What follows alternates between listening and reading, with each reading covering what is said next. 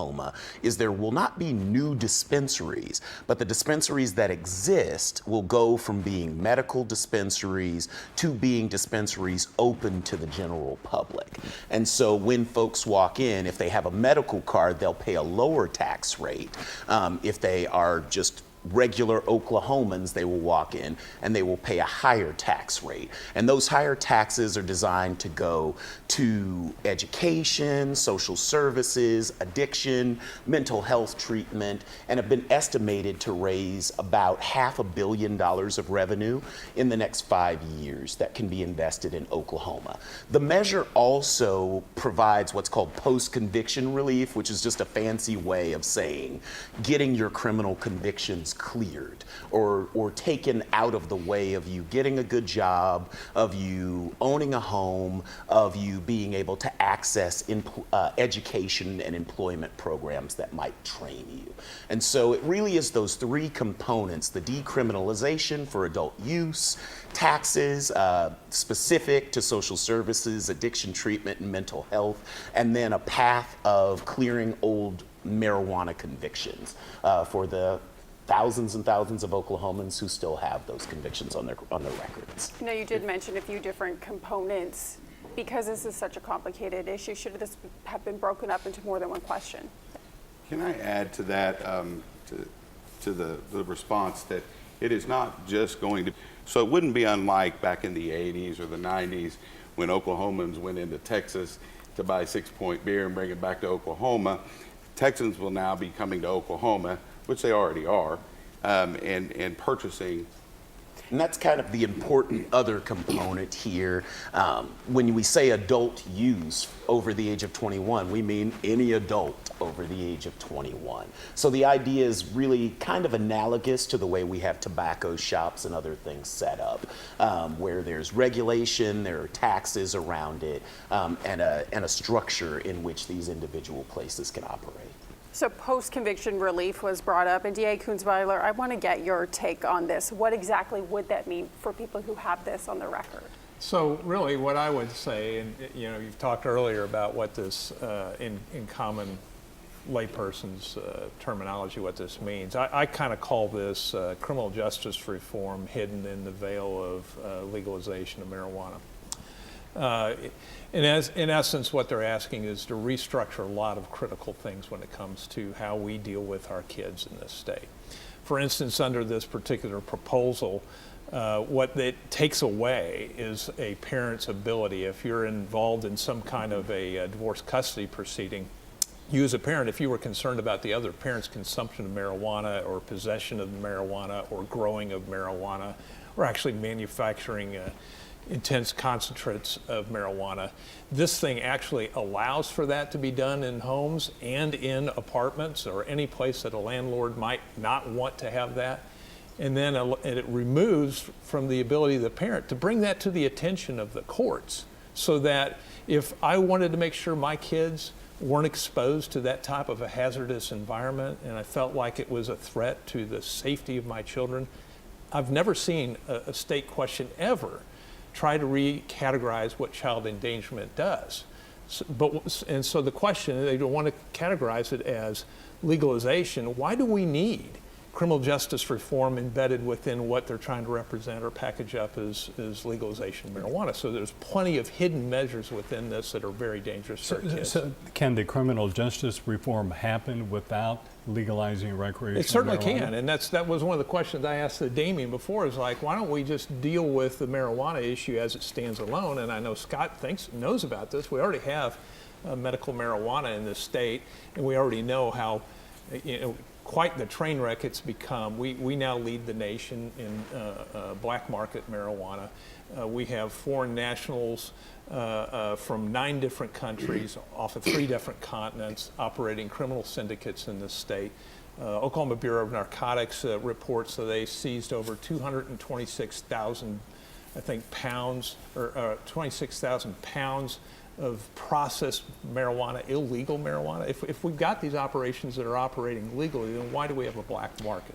So while we're talking about crime, will legalizing recreational marijuana make crime worse here in Oklahoma? Let's hear some others chime in here. Well, on behalf of Farm Bureau members all around the state in all 77 counties, we strongly believe that more marijuana would not be a good thing because the negatives that it has brought would only be increased through the expansion.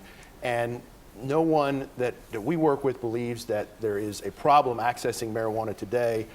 This new proposal could only lead to increases in the problems. And so we do believe that the crime associated with this, as we amplify what we're already doing, would increase. And we talked a little bit about the tax revenue that would come in earlier to treat all sorts of problems associated with this.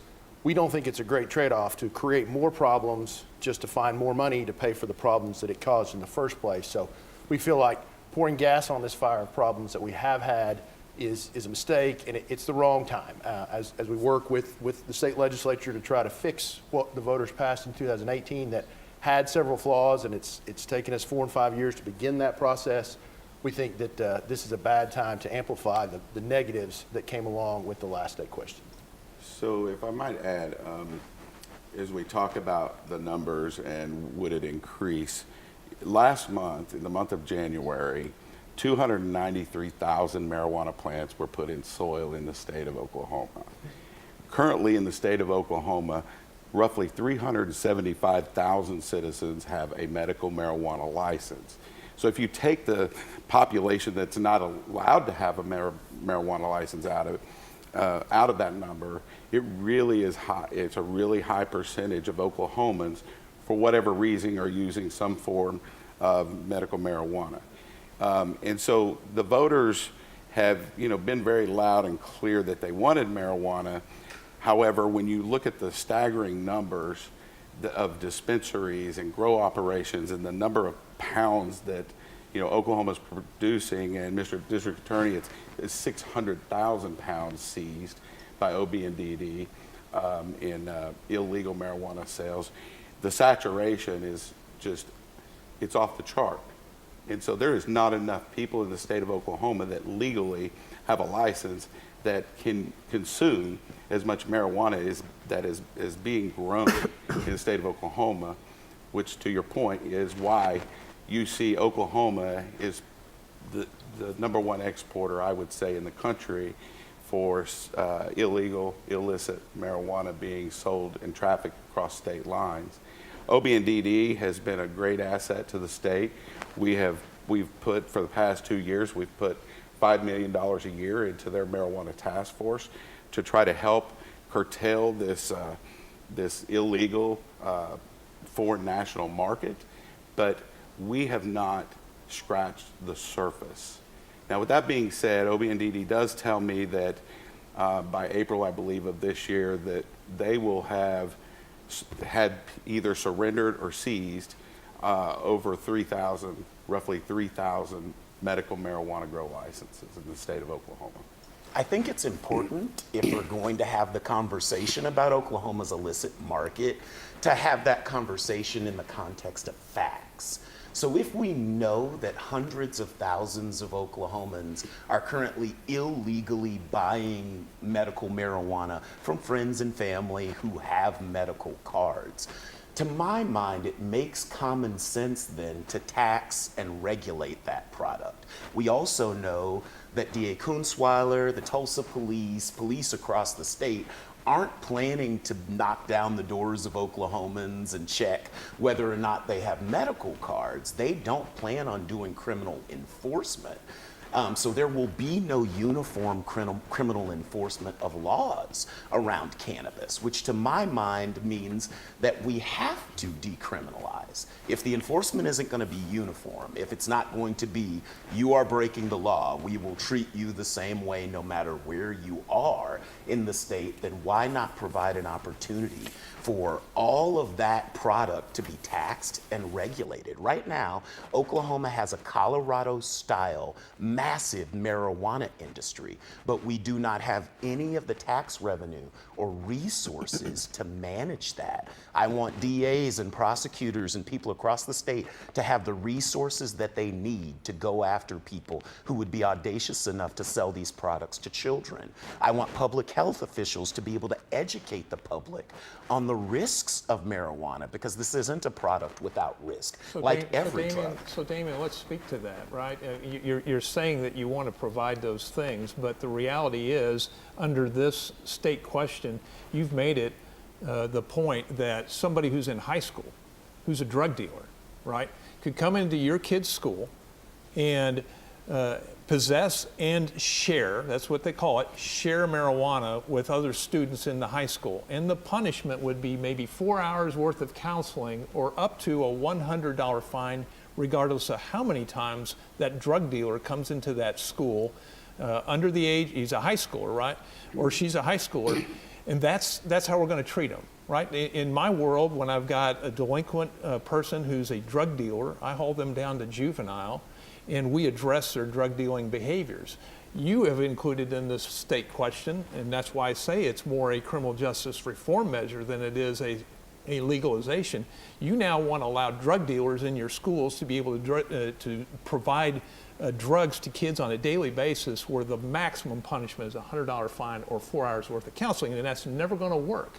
And you talk about, well, we want to provide the resources to law enforcement. Okay, well, you counted them out. You talked about the percentages that would be allocated. Not one of those dollars is going to law enforcement, right? You talked about it's going to social services. You talked about it's going in the general revenue fund. You talked about it going into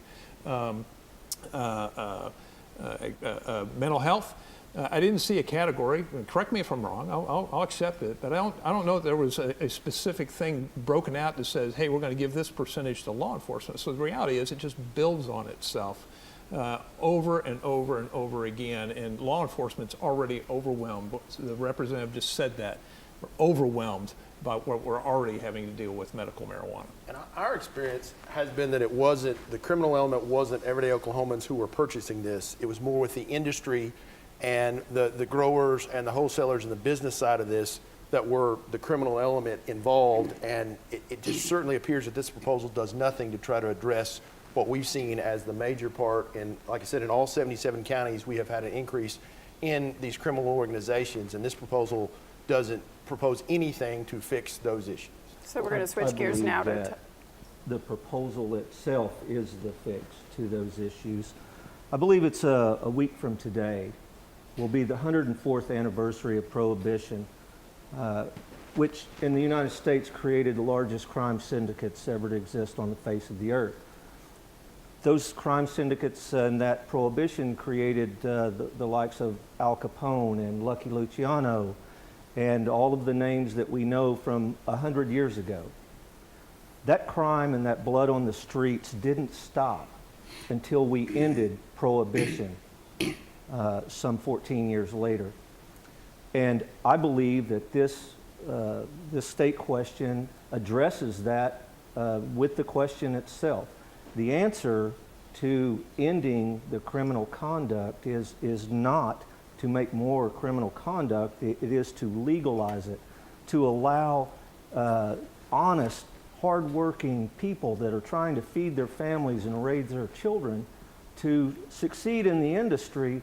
And that removes the criminal element. It takes the money away from the criminals so that they can't buy the people and the guns and the things that make crime thrive in Oklahoma. We starve them out and put that money in the pockets of honest, hardworking Oklahomans to build a better life for their families.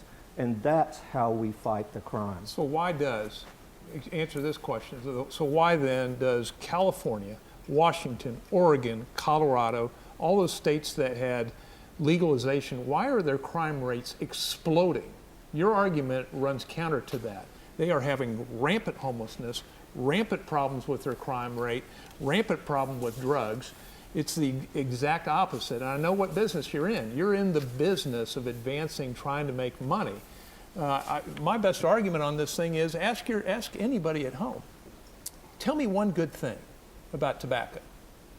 And I'll bet anybody at home would sit there and scratch their heads like, what is there good about tobacco? The only benefit that's to tobacco is there's a revenue source that comes from it. But what did we learn? We learned that the big tobacco industry manipulated the nicotine concentration in their product. so that they could create addiction, to create generations of dependent people. And then they profited on it and they hid those statistics. And ultimately we have generations of people who've lost their lives to cancer. We know from all the research that's out there, Mark, from all that research, we know that this enhanced marijuana is addictive. We know it's causing mental health problems. We know it influences depression, anxiety, and suicide ideation. So what's the rush to get this done now? Well, I would say it's the big marijuana who's rushing, because they know if people learn the hazards like we learned with cigarettes, it's going to impact their bottom line. This is about profit. This isn't about bringing more money into the state. Colorado right now, for every dollar they bring in revenue, it costs them $4.50 in the dealing with the legalization of marijuana, in hospitalizations, in children who are ingesting these things and going to poison control, in dealing with mental health hospitalizations. It is a complete lie, and they know it, and that's why they're trying to rush this down the pike. We're going to switch gears now to talk about the impact behind the wheel after recreational marijuana passed. The states you mentioned, Colorado, Oregon, Washington, the Insurance Institute for Highway Safety says that there was a more than 5% increase in crashes compared to neighboring states. So does insurance cover a crash that was caused by a driver with marijuana in their system?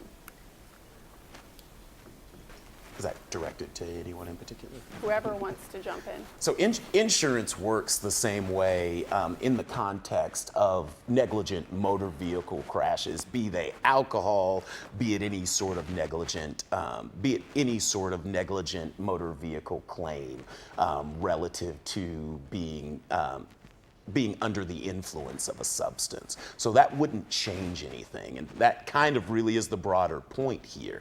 So we know that tobacco is the leading cause of preventable death in the U.S. We know that alcohol is the third leading cause of preventable death in the U.S., including car crashes related to alcohol and all of those sorts of pieces. But we don't then say the next piece, right? That the rational way to respond to that social cost and to that crisis is prohibition, to criminalize alcohol or to criminalize tobacco. What this is really about, and I work for an organization that will not profit one dime if State Question 820 passes. What this is really about is justice. We know that the criminalization of cannabis was designed to target Black and brown communities. We know that even now, even at a time period where more than 20 states have decriminalized, the racial disparities in the arrest and incarceration for marijuana and its use were 4 times higher for Black folks, people who look like me, than they were for white Americans. And we know that the rate of people experiencing homelessness is 10 times higher than the national average for people with justice involvement. We know that the unemployment rate is 5 times higher. And we know that there are thousands of Oklahomans, largely Black and brown Oklahomans like me, who have been inhibited from buying a house, inhibited from good paying jobs, inhibited from good paying education, all because of a low level marijuana conviction.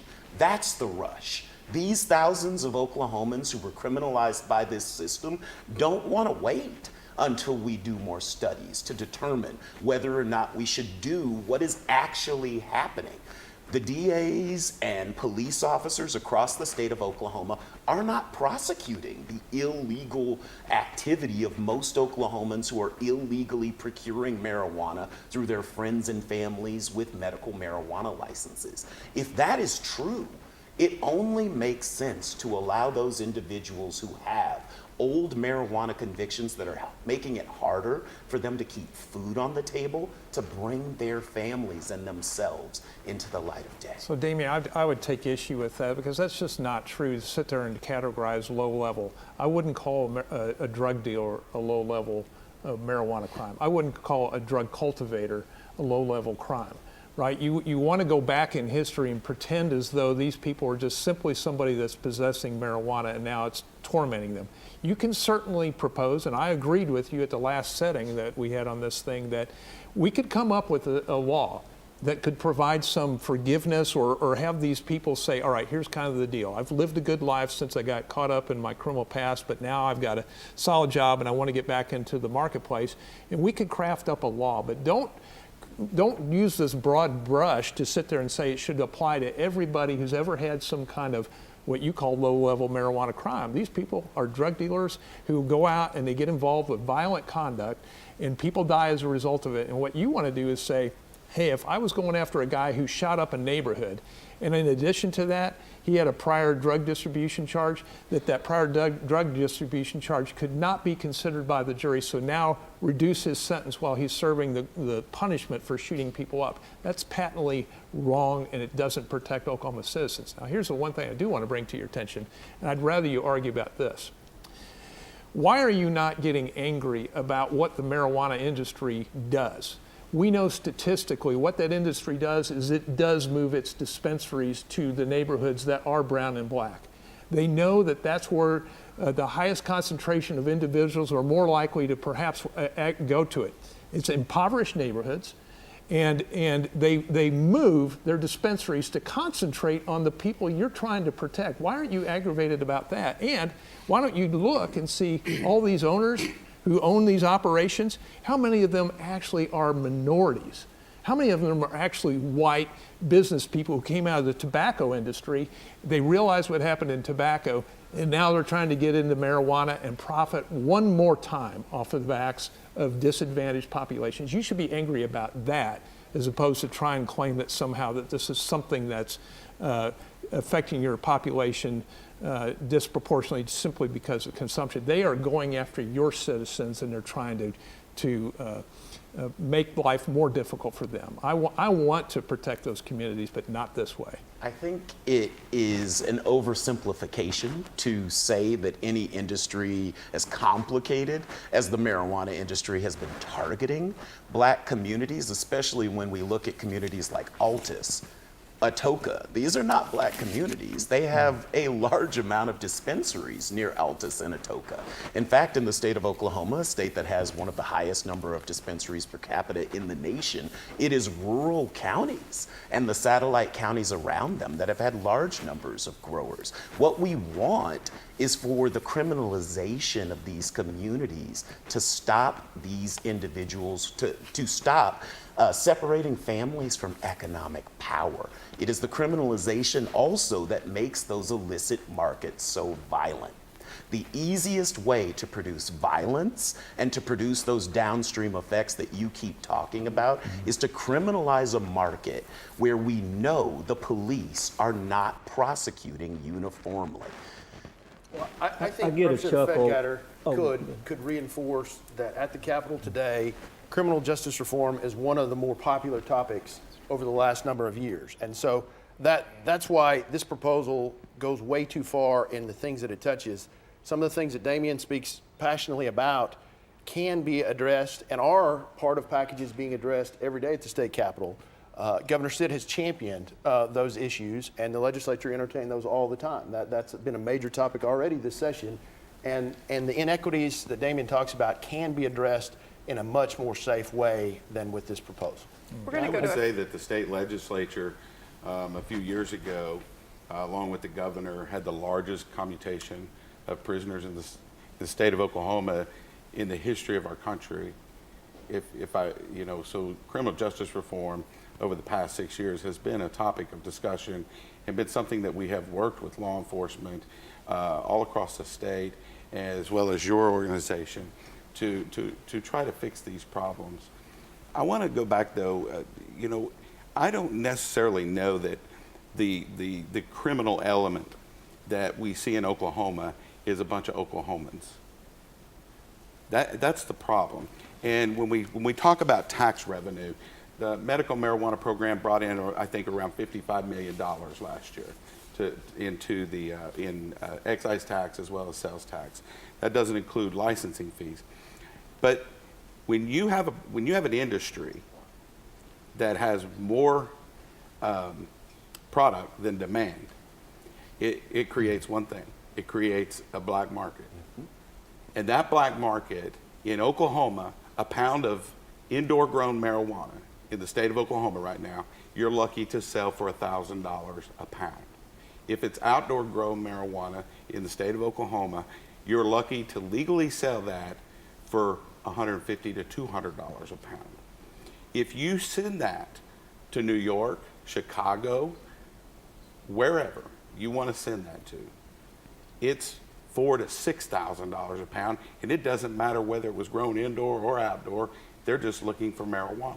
So what has happened is we've had these large criminal organizations that have come in. I've seen these flow charts of these criminal organizations. They look like major corporation flow charts. And so I think most of the illegal activity going on in the state of Oklahoma is from people who decided Oklahoma was too loose because there was a state question that was passed and the state legislature was not in session. They had 60 days to implement the program and start selling licenses. The state legislature then came back into session, and I was somebody who had no desire to work on marijuana, but there were very few people who wanted to, so I dove into this subject matter and began writing laws. And that first year, there was a House bill that I wrote. It was a big omnibus bill, and the governor vetoed that bill, and the Senate wouldn't override that veto.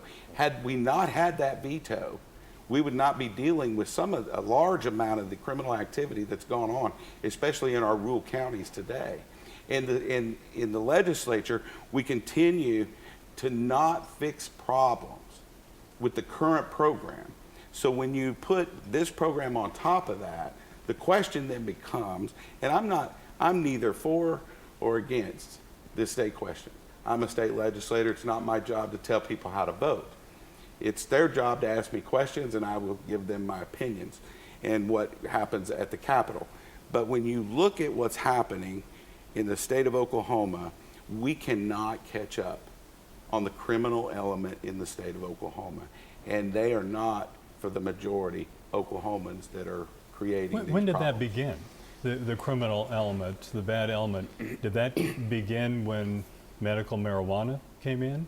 Well, I think How long have we had that? I think we could all agree that there's been criminal element that has sold illegal drugs, throughout history.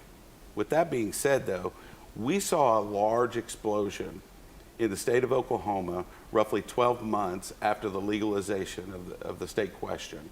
That's when we started seeing foreign nationals coming into the state of Oklahoma, setting up straw man business operations, buying property, and they were paying more than the local citizens could even think about paying. I know of a 40-acre tract that, 5 years ago was worth $70,000 at the most. And they came in and they paid $400,000 for 40 acres. Nobody can compete with that. They put in a large marijuana grow, and they're still doing business today. And so that began about 12 months after the first licenses started getting issued. Now we're starting to see some of those businesses leave the state because they fear that we are going to catch up with them. And if I have anything to do with it, I'm going to do everything I can within, the legislative body to continue to preach the message. We have to write laws that restrict the people we allow to do business in the state of Oklahoma. Currently, $2,500, $2,700, no felony for 2 years, and you fill out an application, you get a license to operate a marijuana business in the state of Oklahoma. I don't know of any other business in the state of Oklahoma that requires a license that makes it that simple. I've tried to pass legislation for the last 2 years. I have it on in a bill this year that requires more information about the people coming to the state of Oklahoma. Who are you? Where's your money come from? Those are the questions that we should be asking, and that would help cut down on this illicit market that we have. But do we know where these people are coming from? They're coming from south of the border. I mean, that's the sad, true reality of all of this is we have a porous border at the south, and if you were to go into any of these major grow operations, especially out in rural areas, we don't have people, Oklahomans, who have lived their lives here and they're like, man, I can't get a job in this area, I'll go work at this grow operation. I was just talking with a fire chief from a rural county who had a fire at a grow operation. When they arrived, there were Chinese foreign nationals pouring out of this building. They couldn't get in to put the fire out because all the Chinese nationals were fleeing the scene. They didn't want to be caught up in that dynamic. That's where human trafficking is coming. If you were an international crime syndicate, if you were a drug cartel, what would you want? You'd want a place central in the United States. Oklahoma fits that. You'd want a place that had the easiest, most lax laws that allowed you to produce and distribute. Oklahoma has that. Now we're being asked, let's liberalize it even more to make it easier to bring in human trafficking, to provide the workforce for these operations, and let's allow it to be easier for the distribution of product and the laundering of money. I can't understand why we can't just tap the brakes. We've already got medical marijuana, and let's start coming and let the science catch up and get our public educated. At the end of the day, back like I said, this is big tobacco now moving into big marijuana, and they see where the weaknesses lie, and they are trying to capitalize on it. And we can tap the brakes and say, let's start finding out what marijuana does to a child or anybody under the age of 25 whose brain isn't even fully developed. We already know. I get a chuckle every time I hear him say something like big marijuana. There's something on the order of 12,000 licenses, and I would bet that 10,000 of them are owned by individuals, and there is no single licensee in Oklahoma that would garner even more than 1% of the market. So the myth of big marijuana is just that. It's a myth. And we talked about Chinese nationals and human trafficking, and that's illegal. That's been illegal for 100 years. It's illegal today, and it will be illegal after 820 passes. So I find it sort of interesting that we want to talk about things that are already illegal and act like that 820 is going to somehow make that legal or make that okay. It's already illegal. We already have the means necessary to combat that. Law enforcement already has the tools available to combat that. They're aware of it, and that will continue after 820 passes. What's your response to the science behind the hazards of marijuana for people 25 and younger? What's your response as to whether or not a woman who's pregnant ought to be ingesting marijuana and its impact on that unborn baby? Certainly, I believe that there are laws against that today. There are abuse and neglect laws, and expectant mothers are prosecuted every day all across America for abuse and neglect of children born and unborn. And we have the means to prosecute those crimes. And again, that's been illegal for 100 years. It's illegal today. And it will continue to be illegal after 820 passes. So I don't know why you want to insinuate that somehow 820 is going to make it okay for people to abuse children, and that's simply just not true. But why do you push a product that you know does harm to children? Why, that's the point. That's what tobacco did. They pushed a product that they knew was harmful, and Once that's what you all were doing. This is an adult use. This is not a child use provision. Children are not allowed to use this. And once again, if children are accessing it, then there are abuse statutes that are already on the books that can take care of that. This 820 does not allow access to children, and I can't believe that anyone would bring that up in an honest conversation. So I'll give you and try to make that seem like 820 would promote that. That's simply not true. Reduce the child endangerment statute, so it would make it much easier for children to have access to marijuana. Just as a point of fact, the statutory language in State Question 820 does not affect the child endangerment statute in any way. I've had many lawyers look at that because I've heard the claim from many people. There is not a word in the State Question 820 language that alters Oklahoma's current child endangerment. If it was child endangerment on March 6th, and this ballot initiative passes on March 7th, it will continue to be child endangerment. There is absolutely no truth to that. So a parent can't move a court to say, I'm concerned about my child's exposure to that hazardous substance in that hazardous environment. Why is that in state question then, that you make it the judge can't in family relations court consider that information? That is child endangerment. A parent can't consider whether or not someone has lawful alcohol in their home in those proceedings. They cannot consider whether someone has lawful tobacco.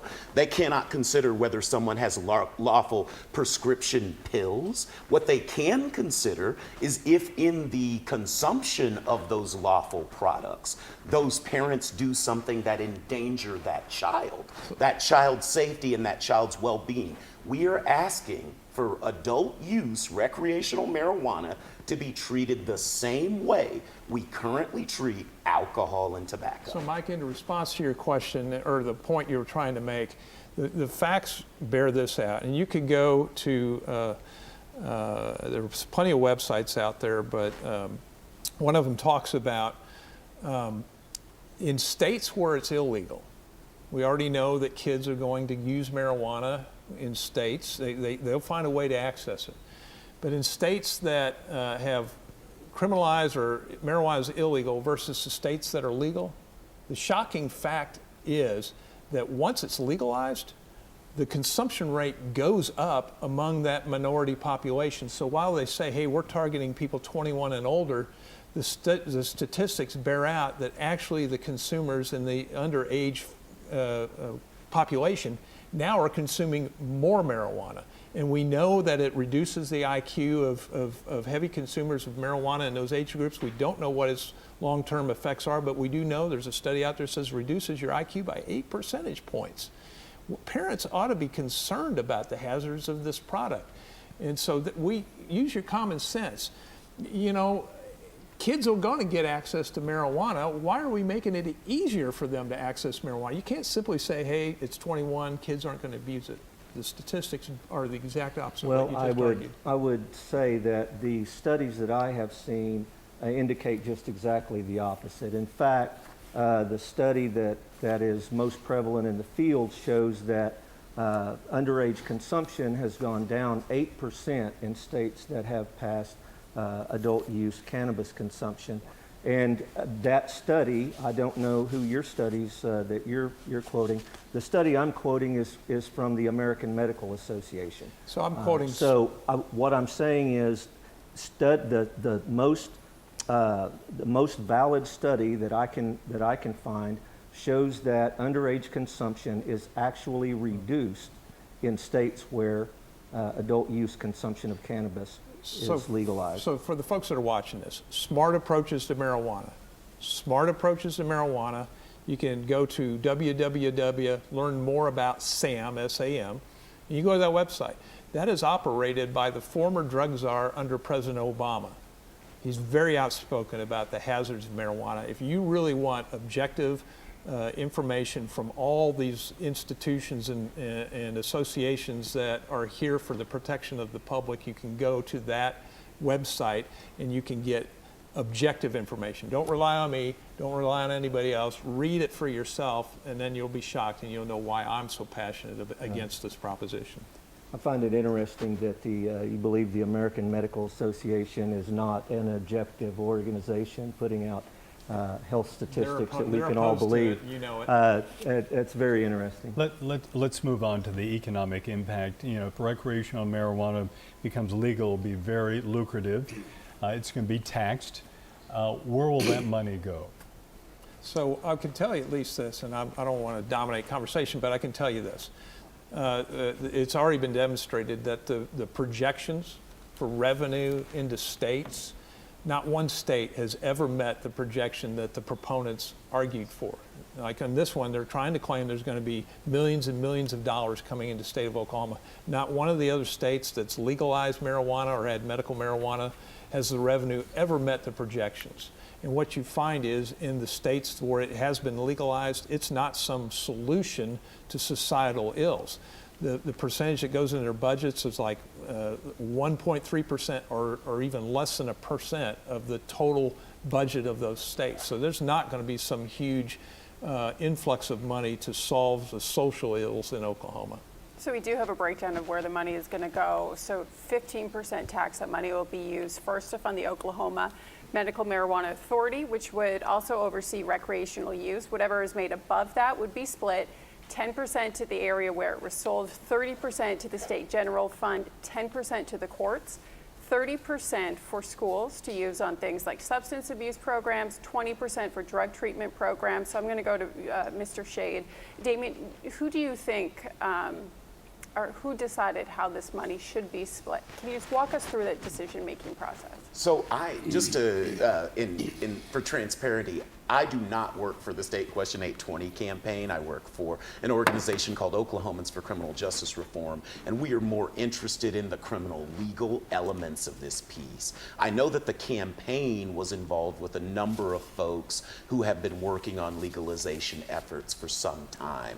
They broke this down based on similar tax breakdowns in Colorado and other states. Just as a point of fact, there are multiple states that have exceeded the projections of revenue that were initially given. Now, there are wide spectrums, right, of projection that are made. So I'm certain there are some projections that were just outside of the field of reality that haven't been made in certain states. But there are numerous states that have beaten their revenue projection totals. The second thing that I think is really important to talk about the economic piece of this, as DA Kunstweiler has rightfully said, Oklahoma is currently bearing the cost of a massive marijuana market. And this is important for your viewers to understand. Medical marijuana was never meant to be taxed at a high rate. It was always meant to be taxed lower because we have children who suffer from significant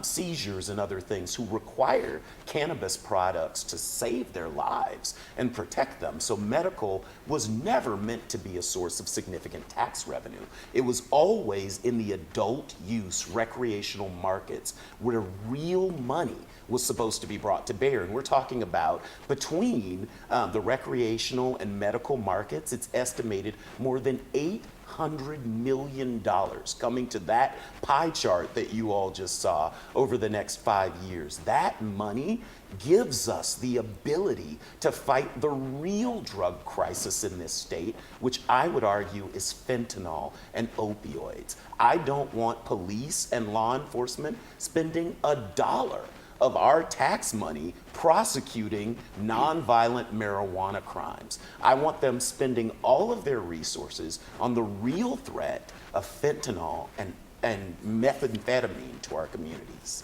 I would just ask folks to consider how many hard choices that they've made individually or we've made as a state, that they've made their decisions solely based upon money, and how often that has turned out to where they were happy with the decision to chase the dollars to bring in problems that we know are here and will get worse. And that's one of our main points, is we just want folks to consider if chasing the money that is rumored to follow these problems is really worth the negative things that come along with it.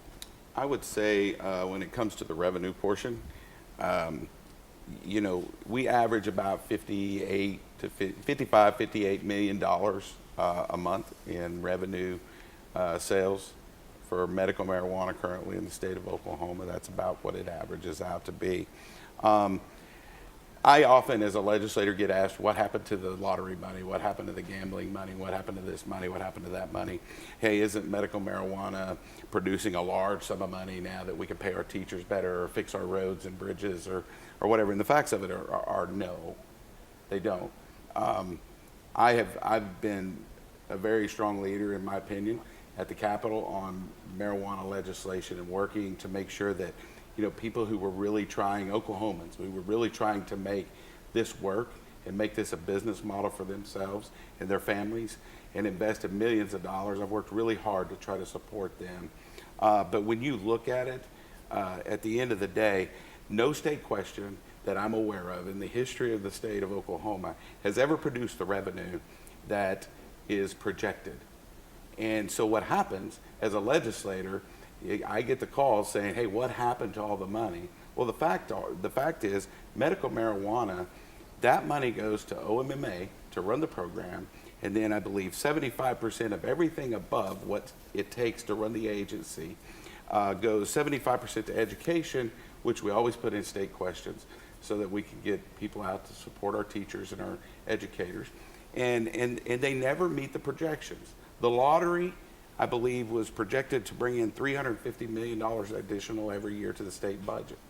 I think it's a stretch to say that it brings in more than $70 million. But unfortunately, when people go to the voting polls, that's what they vote on. They think, well, I'm going to go vote yes for whatever this thing, lottery or recreational marijuana. It's going to fix our education problem.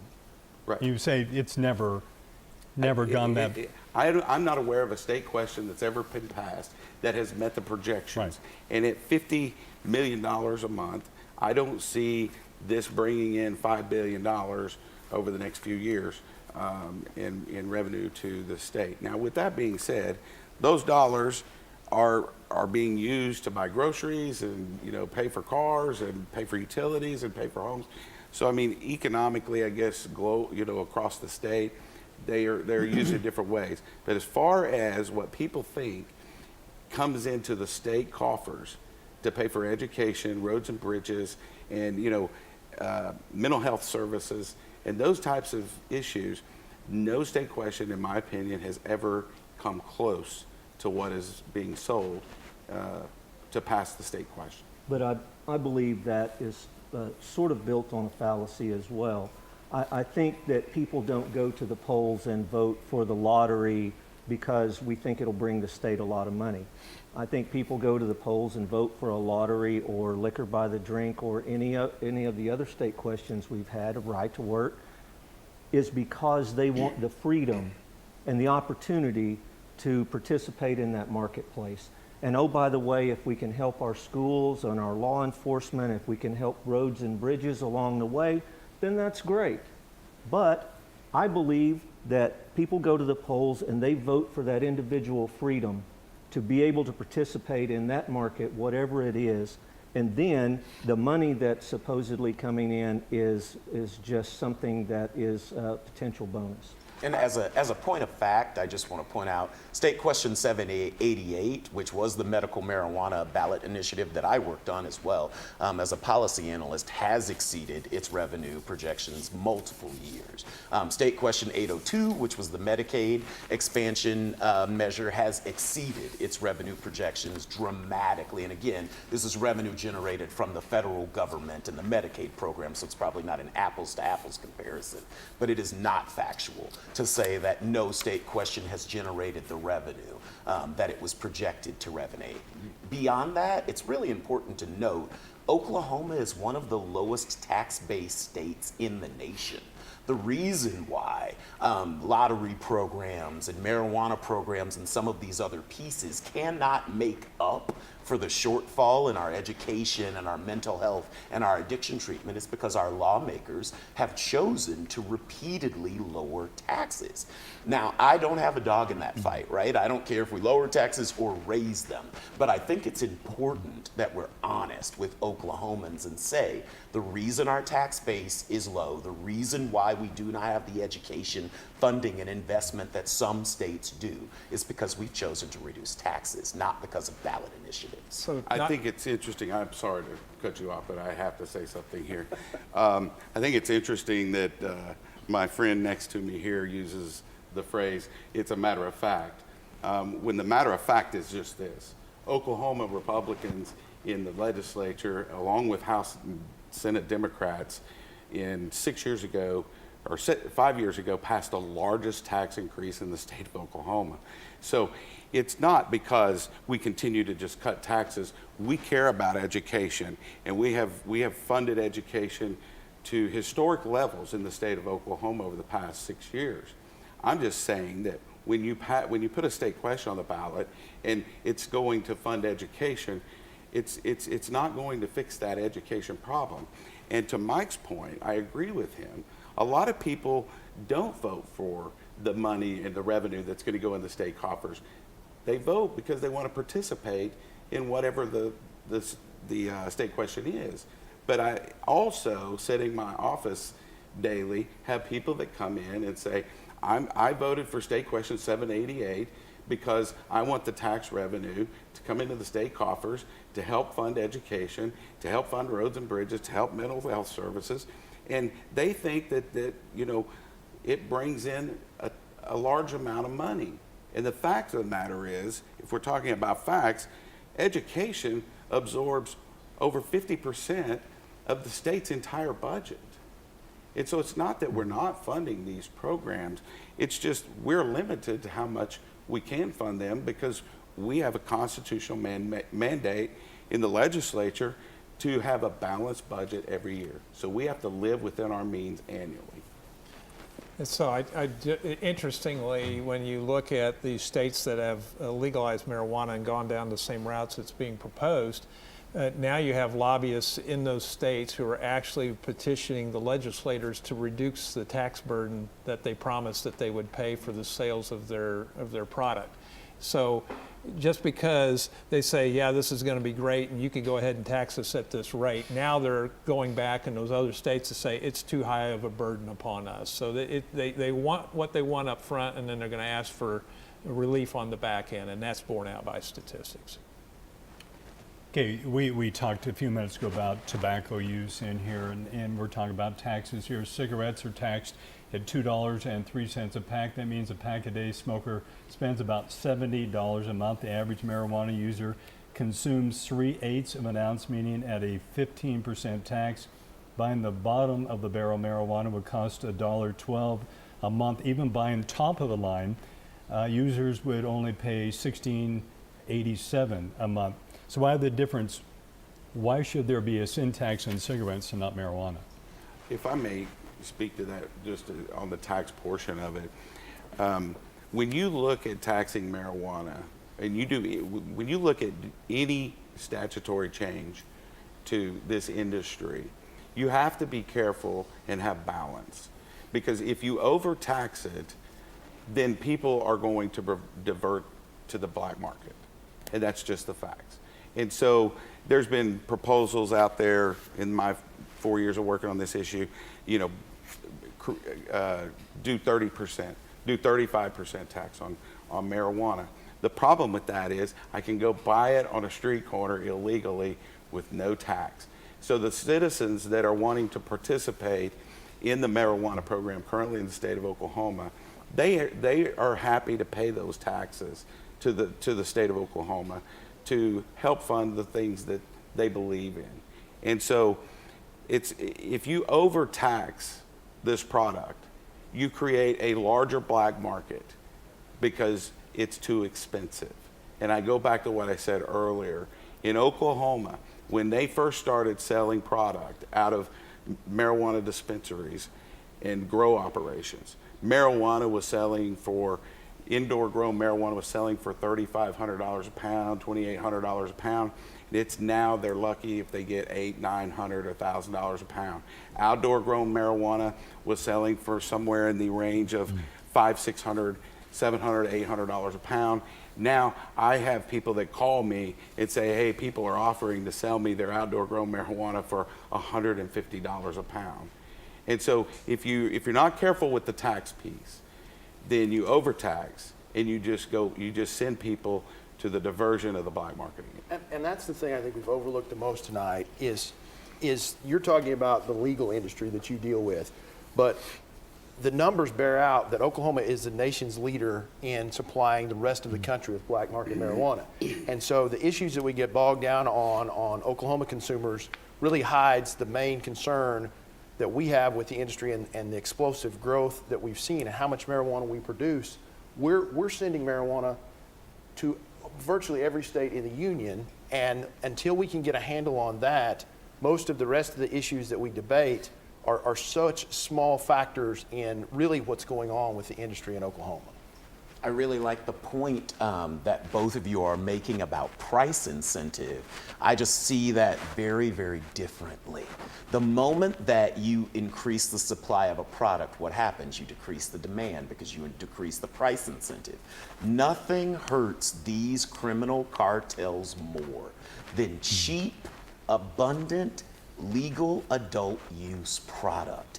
The current system is incentivizing the illicit market. I think it's really important for viewers to also know that the main culprit for what's been called the Wild West in Oklahoma of medical marijuana, especially in that 12-month horizon that the representative was speaking about before, is the fact that the former state attorney general filed an injunction against the seed to sale process that was meant to make sure black market product couldn't just go willy-nilly all across the state and across the nation.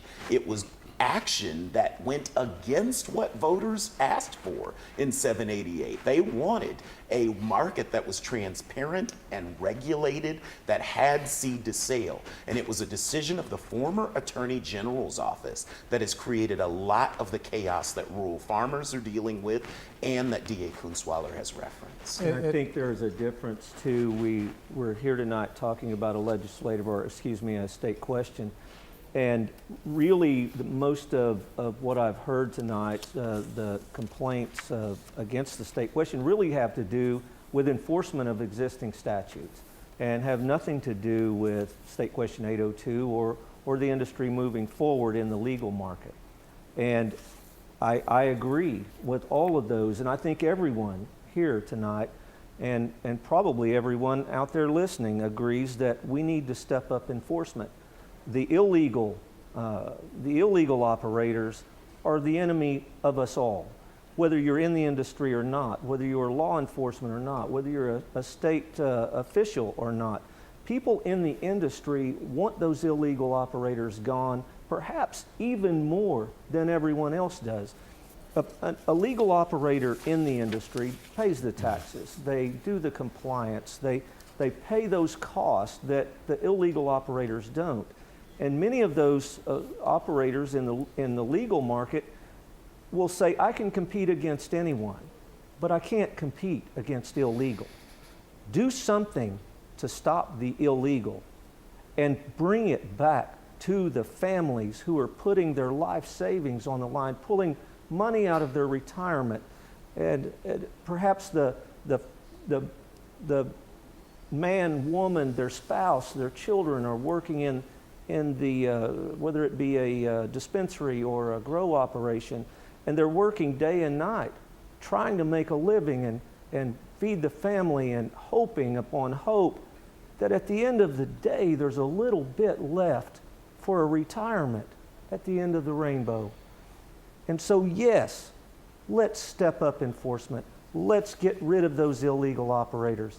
Let's keep the taxes low so that the black market cannot thrive, and we give Oklahoma families an opportunity to have the American dream and have a wonderful communities in our state to live and work and raise our families. The passage of this state question would have a chilling effect on what the legislature is working on to clean up the problems we have, what the state agencies, county governments have been working on, because we saw that with the reluctance of the legislature to get involved in this, and another vote by the people to expand the industry would slow down the progress about the very problems that you claim to want to see fixed.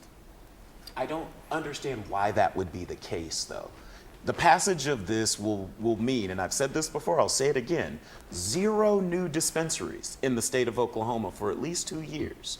How could something that would produce 0 new dispensaries, but literally allow the hundreds of thousands of Oklahomans who are currently in the shadows, breaking the law every day, getting weed from their friends who have medical cards or their family members who have medical cards, it allows them to come out of the shadows, buy their product lawfully, and have that product regulated and taxed? How would that change anything that the legislature is doing? Am I allowed to ask a question? Sure.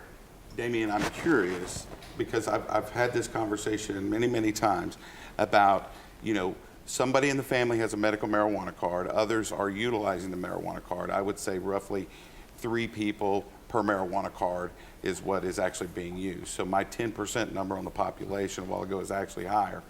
But with that being said, I don't understand how recreational marijuana changes that. I'm confused on that piece. Changes which component? That people using marijuana aren't going to continue to use marijuana. I mean, Well, I they'll just lost on what you're- legally be using marijuana, right? Okay, so right so- now, okay. all of those 3 people you're talking about for every medical card, Very good. those people are breaking the law, Okay. right? And in this framework, those people would be able to legally go to the store, purchase their own marijuana, and then pay city sales tax, pay the various taxes that were in that pie chart, and help us pay for the cost of the massive marijuana market we already have. Like, it feels to me a little bit like the opponents of this measure are kind of living in a space that isn't real. We have a massive marijuana market in this state right now. What we don't have is the tax revenue and the regulatory infrastructure to manage that industry. So I would ask, and what it would do to harm the efforts now is you have a fledgling agency in the Oklahoma Medical Marijuana Authority that now will be thrown off of their game of building out a program to handle these, to have to adopt a brand new set of standards that will take months, if not years, to stand up, and will divert them away from the mission that they're just now beginning to get their feet underneath them on. I think that may not be quite accurate. We've met with the OMMA to talk about implementation, and really you're talking about the same set of rules. You're only talking about another license for this. No new license, no new licensees, the same number of dispensaries, the same number of grows, the same number of processors, and that's assuming that you have 100% of the licensees want to cross over and enter the adult use market. But it will be the same set of rules, the same guidance, and they will just overlay that. Everything will be the same. It will be implemented seamlessly with what is already in existence. And so I don't see any real extra time that it would take OMMA, and I think everyone that I talk to, whether it be state officials, law enforcement, or people in the industry, have great confidence in Director Berry and just the great strides that she and OMMA have made over the course of the last year and a half that she's been there. And we expect no less going forward.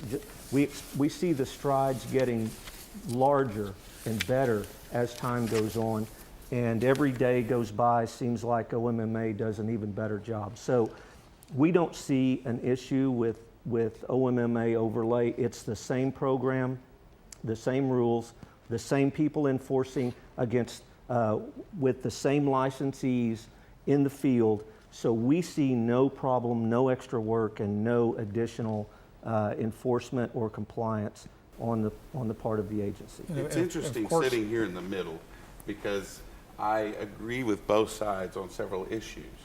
But as Damien was just talking about the tax revenue, those people will be buying legally now, paying taxes. Well, if they're purchasing it from somebody that holds a card right now, they're essentially already paying those taxes. So it's my observation that legalizing recreational marijuana would help those people in Oklahoma that are legally trying to own businesses and make a life for their family through this industry. But most of that business is coming from out of state.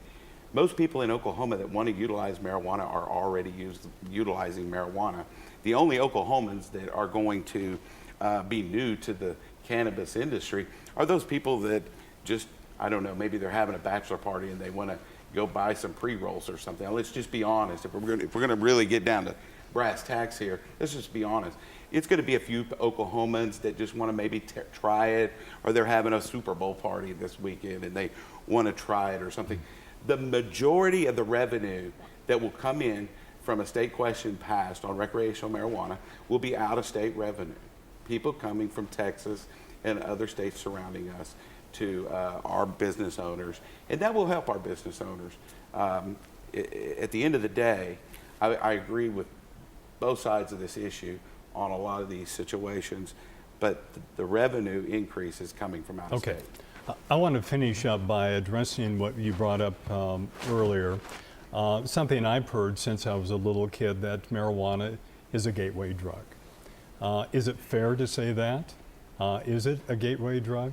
Yeah, you can find through any of the research literature, especially through associations like the American Medical Association, like the American Psychiatric Association, like the American Pediatric Association, an intense distaste to try to legalize or create medical marijuana outside the oversight that would exist through the Food and Drug Administration.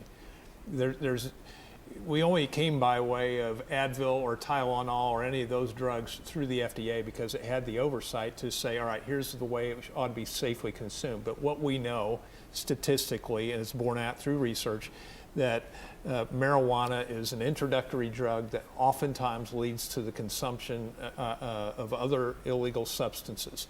What you're not hearing from this other side, and it's the public's health crisis. Dr. Dart in the Tulsa County Health Department spoke to that at the last session that we had, in which he was pointing out there's just such a huge public health crisis going on through the consumption of marijuana.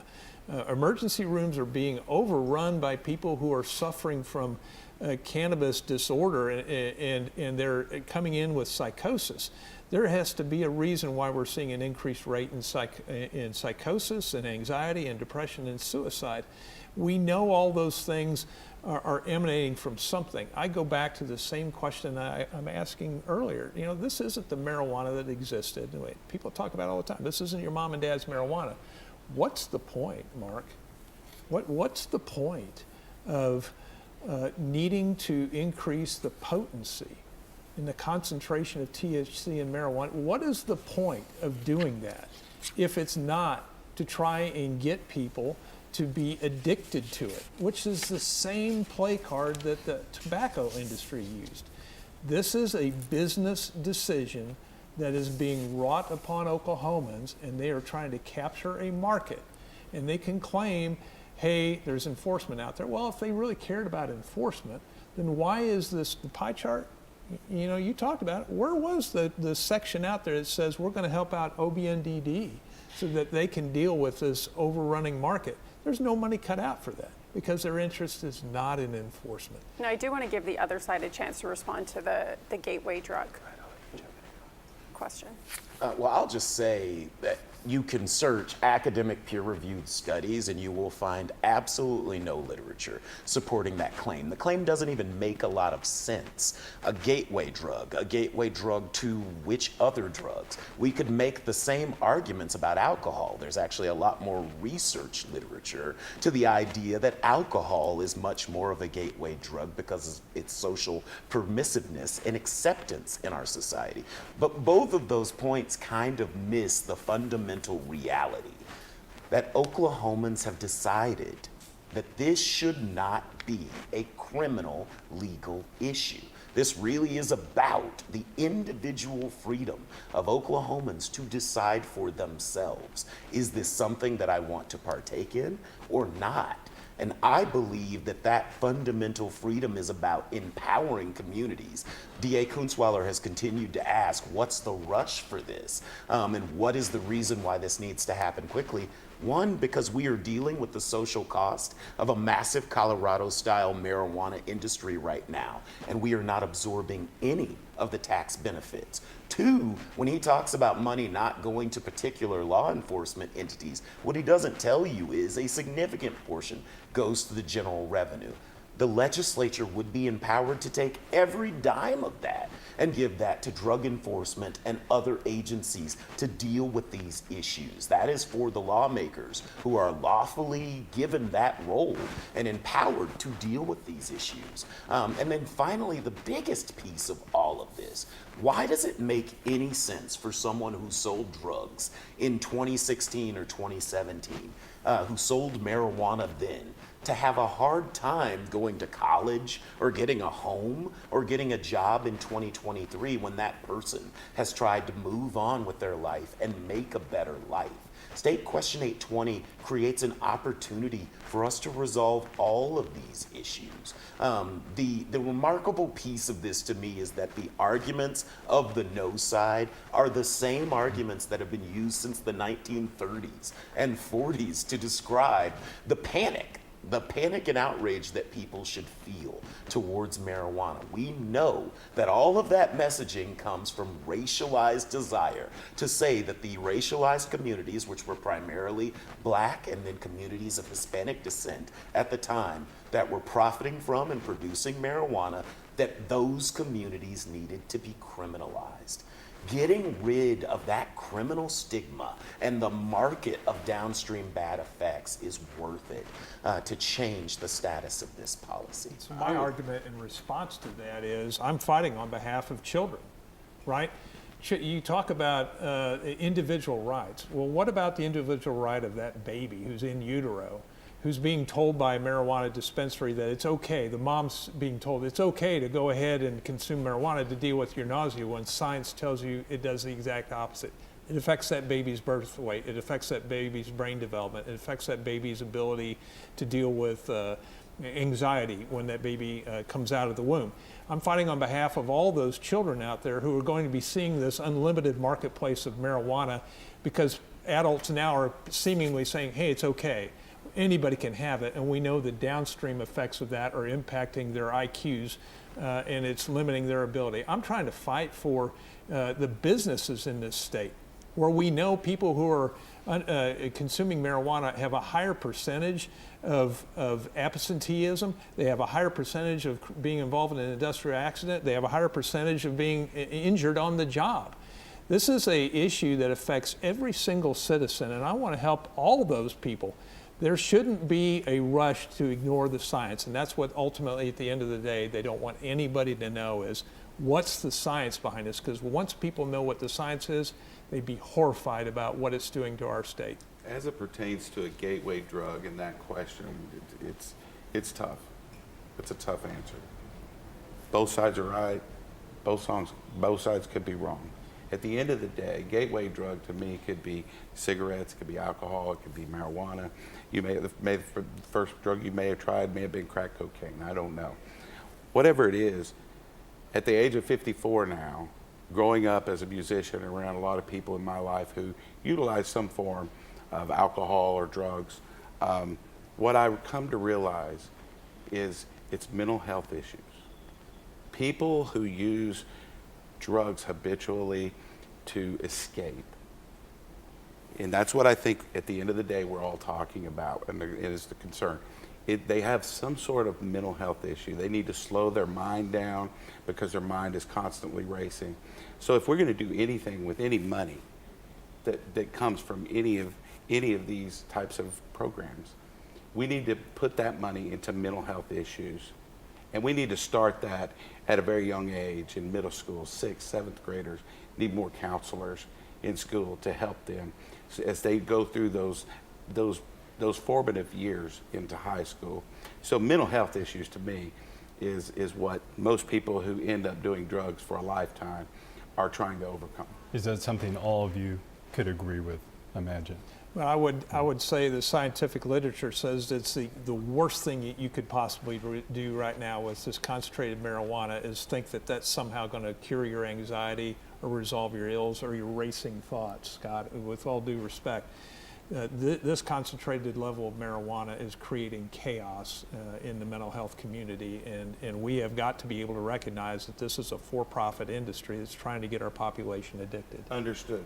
But what my point is the reason why people get addicted and spend a lifetime of use, in my opinion, on drugs and alcohol is because they have some sort of mental health issue that they're trying to bring into control. And whether it works or it doesn't work, that's what they're searching for. Well, we're going to leave it right there. Oh, sorry. No, do you want to finish your I thought? was going to say there's a big component here that I think is really important for the audience to know. Oklahoma has one of the most underfunded mental health and addiction systems in the nation. The Department of Mental Health and Substance Use Service estimates that for every 3 Oklahomans who need significant mental health and addiction services, right now our funding model allows us to serve just 1 of those folks. So 2 in 3 Oklahomans with significant substance use and mental health needs are not getting those resources. Imagine what $500 million over the next 5 years invested into mental health, addiction treatment, education, social services, and I hope even law enforcement could do to help those populations. Well, we want to thank you all for taking part in this discussion tonight, and we hope that it has helped you get ready to head to the polls on March 7th. Of course, stay with News Channel 8 for results and reaction from the big vote. Have a good night.